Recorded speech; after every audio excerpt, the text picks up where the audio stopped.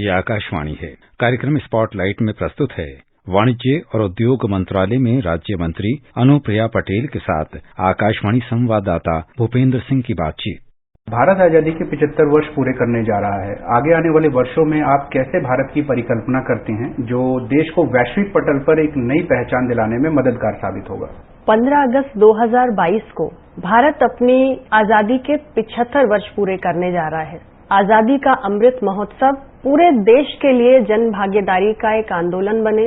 देश के कोने कोने में आजादी के 75 वर्षों को हम धूमधाम के साथ मनाए भी, और आजादी के लिए कितना कड़ा संघर्ष स्वाधीनता संग्राम सेनानियों ने किया, उससे प्रेरणा लेते हुए देश को आत्मनिर्भर बनाने की दिशा में 130 करोड़ भारतीय एक साथ मिलकर चले, ऐसा आह्वान माननीय प्रधानमंत्री श्री नरेंद्र मोदी जी ने किया है। हमारे मंत्रालय की भी यही सोच है कि हम आजादी के अमृत महोत्सव में अपना योगदान दें और किस प्रकार भारत सरकार का वाणिज्य एवं उद्योग मंत्रालय अपनी विभिन्न योजनाओं के माध्यम से, विभिन्न कार्यक्रमों के माध्यम से भारत को एक आत्मनिर्भर, अग्रणी, सशक्त और समृद्ध राष्ट्र बनाए, इसके लिए हम प्रयास कर रहे हैं। और यही हमारी परिकल्पना है कि आने वाले समय में भारत दुनिया के तमाम देशों को उनके भविष्य को उज्जवल बनाने की दिशा में भारत संदेश भी दे।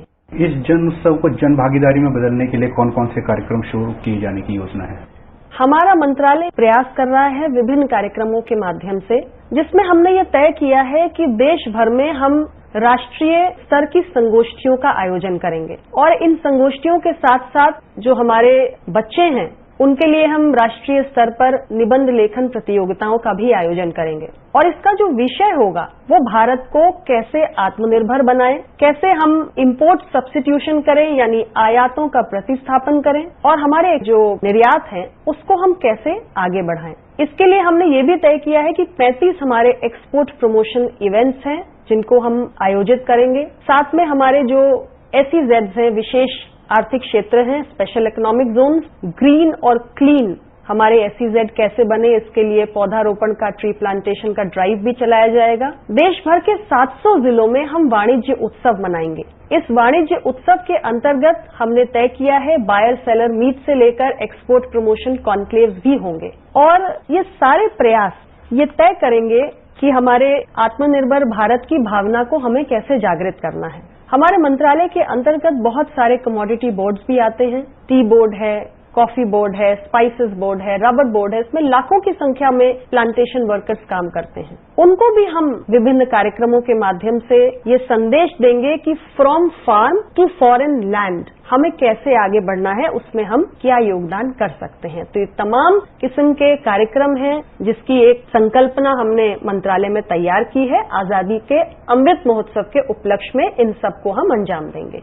किसी भी देश के विकास में उद्योगों की एक महत्वपूर्ण भूमिका होती है। ऐसे में घरेलू उद्योगों को बढ़ावा देने, उनकी उत्पादकता में सुधार करने और उन्हें वैश्विक स्तर पर और प्रतिस्पर्धी बनाने के लिए कौन कौन से कदम उठाए जा रहे हैं?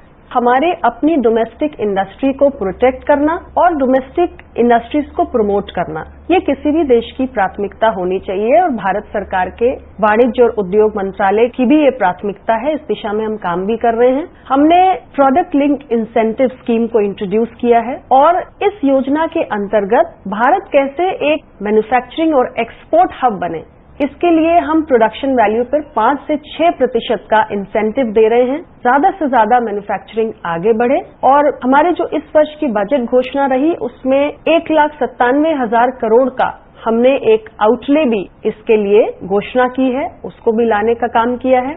इसके अलावा ईज ऑफ डूइंग बिजनेस की दृष्टि से हम लगातार अपनी रैंकिंग में बढ़ोतरी कर रहे हैं। जो वर्ल्ड बैंक की ease of doing business report है उसमें हमने देखा कि भारत ने कैसे 142वीं पोजीशन से 63वीं पोजीशन पे उछाल दिखाई है। तो कैसे हम प्रोसीजर्स को सिंप्लीफाई करें, कैसे हमारा जो डॉक्यूमेंटेशन है वो हम कम से कम उसके सबमिशन की जो कंप्लायंस है वो रखें, डिजिटलाइजेशन की ओर बढ़े, ये सारे प्रयास इसीलिए किए जा रहे हैं कि हम अपने घरेलू उद्योग को कैसे बढ़ा सकें। इसके अतिरिक्त मैं चर्चा करना चाहूंगी, जो हम एक नेशनल लेवल पे इंडस्ट्रियल कॉरिडोर की पॉलिसी बना रहे हैं, उस पे काम कर रहे हैं। 11 इंडस्ट्रियल कॉरिडोर्स हैं जिसको हमने आगे बढ़ाना है, इस पर काम चल रहा है, और वर्ल्ड क्लास मैन्युफैक्चरिंग हब हमारा देश बने, इसके लिए प्रयास है। इसके साथ ही इंडिया इंडस्ट्रियल लैंड बैंक एक ऐसा हमारा कदम है जिसके माध्यम से अब कोई भी इन्वेस्टमेंट करना चाहता है तो लैंड की उपलब्धता के संबंध में उनको आसानी से जानकारी प्राप्त हो जाती है। तो ये तमाम कदम भारत सरकार ने उठाए हैं। भारतीय वस्तुओं और सेवाओं के निर्यात को नई ऊंचाइयों तक पहुंचाने और देश को एक प्रमुख वैश्विक निर्यात हब बनाने के लिए क्या क्या कदम उठाए गए हैं? ये बिल्कुल सही बात है कि हम भारत को निर्यात की दृष्टि से अग्रणी बनाना चाहते हैं। माननीय प्रधानमंत्री श्री नरेंद्र मोदी जी ने आह्वान किया है कि हम $400 बिलियन तक एक्सपोर्ट्स को लेकर जाएं। कुछ दिनों पहले इस संदर्भ में एक बहुत बड़ी संगोष्ठी भी हुई थी जिसमें हमारे एक्सपोर्ट के इस क्षेत्र से जुड़े हुए जितने भी स्टेक होल्डर्स हैं सब वर्चुअली माननीय प्रधानमंत्री जी से जुड़े थे, जिसमें कई देशों में हमारे मिशंस के अंदर बैठे हुए एम्बेसडर्स भी शामिल थे और बड़े स्पष्ट रूप से ये संदेश माननीय प्रधानमंत्री जी ने दिया है कि $400 बिलियन तक एक्सपोर्ट्स को कैसे बनाना है। उसके लिए एम्बेसडर्स को भी ये कहा गया कि आप, क्योंकि आजादी का अमृत महोत्सव है, इसलिए 75 की संख्या बहुत महत्वपूर्ण है। तो 75 ऐसे कौन से नए उत्पाद हो सकते हैं कि जिन देशों में वो हैं वहां पर उसकी रीच, उसकी मार्केट एक्सेस हम बढ़ा सकते हैं, उसको आइडेंटिफाई करें और इसमें जो हमारा इंडियन डायस्पोरा वहां पर है उनसे भी संपर्क करके इसको समझने का प्रयास करें। जहां तक मंत्रालय की योजनाओं का सवाल है तो हमारी एक इनिशिएटिव है developing districts as export hub. माननीय प्रधानमंत्री जी ने 2019 में जब लाल किले की प्राचीर से देश को संबोधित किया तो उन्होंने कहा कि क्यों ना हम अपने जिलों को एक्सपोर्ट हब बनाने की कोशिश करें। यानी हमारे देश के ऐसे बहुत सारे जिले हैं जिसमें कोई ना कोई उत्पाद ऐसा अवश्य है जिसमें एक्सपोर्ट पोटेंशियल है, तो हम हर एक जिले को एक एक्सपोर्ट हब बना सकते हैं।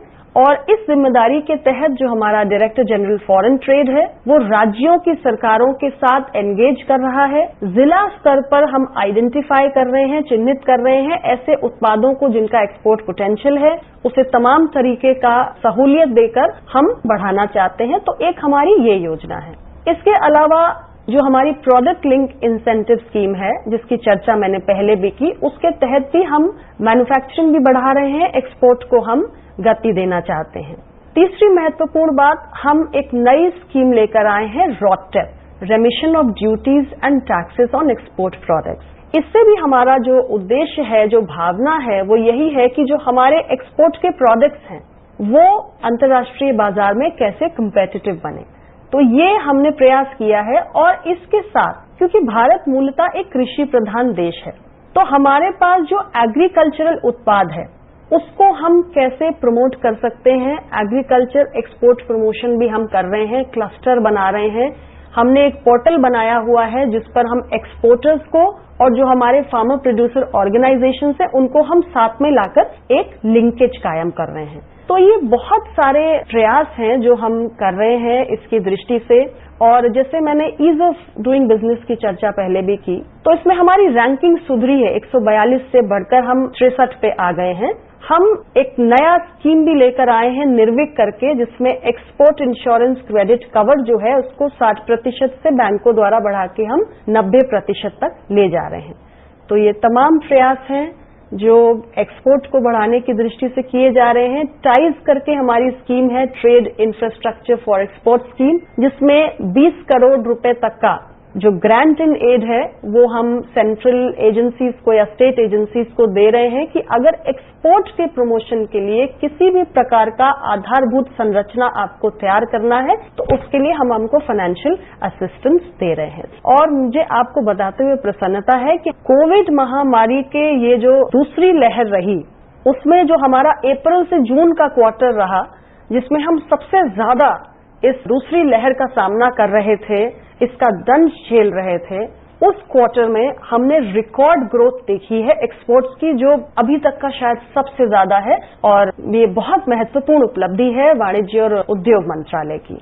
मैम, देश में स्टार्टअप्स को बढ़ावा देने के लिए क्या क्या कदम उठाए जा रहे हैं और ये नए स्टार्टअप्स रोजगार के नए अवसर मुहैया कराने के लिए किस हद तक सफल साबित हुए हैं?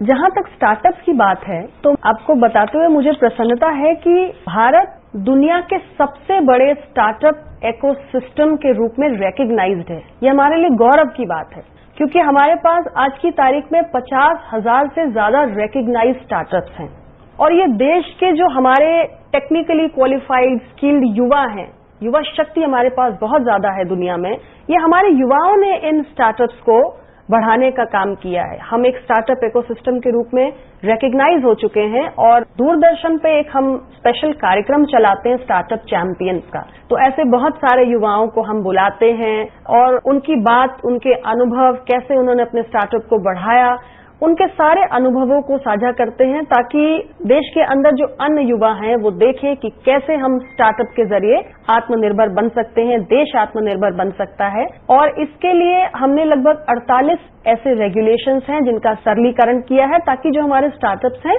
वो आसानी से शुरू हो सकें।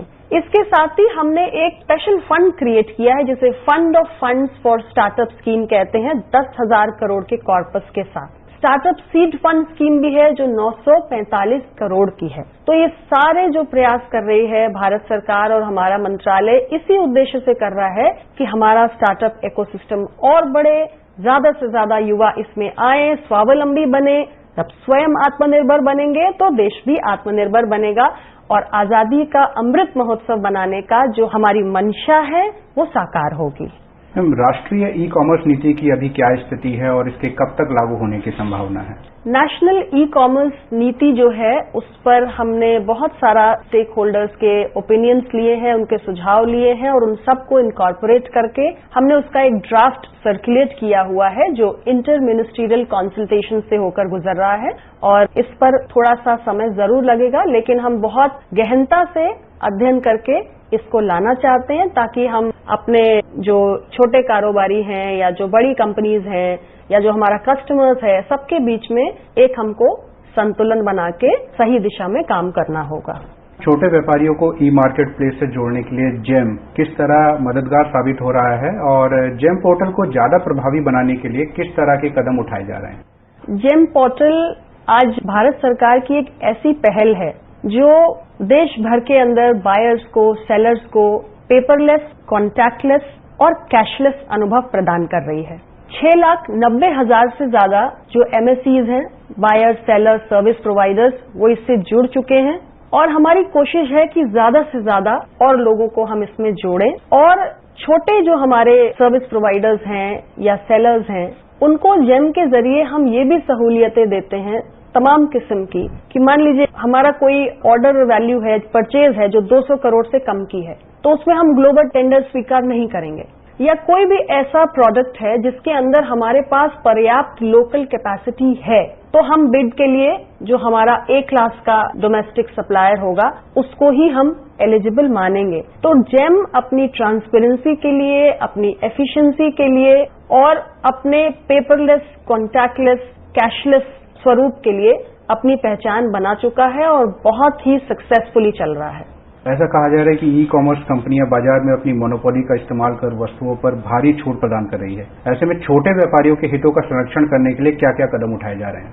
देखिए, ये सच है कि समय समय पर हमें ऐसी शिकायतें, ऐसे ग्रीवेंसेस सुनने को मिलते हैं कि जो बड़ी कंपनियां ई कॉमर्स प्लेटफॉर्म पे आ चुकी हैं उनके कारण जो हमारे घरेलू स्तर के छोटे व्यापारी हैं उनके हितों की अनदेखी हो रही है या कहिए कि जो हमारे बड़े प्लेयर्स हैं वो ज्यादा कोई अनफेयर एडवांटेज ले जाते हैं। लेकिन सारी बातें मंत्रालय के संज्ञान में हैं और हमारी ये कोशिश होगी कि हम ऐसा अपना एक व्यवस्था विकसित करें जिसमें एक तरफ हमको अपने कस्टमर के लिए भी ध्यान रखना है कि क्लाइंट के लिए कि उनके पास ज्यादा चॉइसेस हो, ऑप्शंस लिमिटेड ना हो, अफोर्डेबल प्राइसेस हो, लेकिन इसके साथ ही साथ जो हमारे छोटे प्लेयर्स हैं, बड़े प्लेयर्स हैं, सब कैसे संतुलन में काम कर सके और विशेष तौर से जो हमारे स्मॉल प्लेयर्स हैं उनकी किसी भी तरीके की हानि ना हो।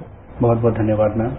अभी आप सुन रहे थे वाणिज्य और उद्योग मंत्रालय में राज्य मंत्री अनुप्रिया पटेल के साथ आकाशवाणी संवाददाता भूपेंद्र सिंह की बातचीत। ये कार्यक्रम आकाशवाणी के समाचार सेवा प्रभाग द्वारा प्रस्तुत किया गया।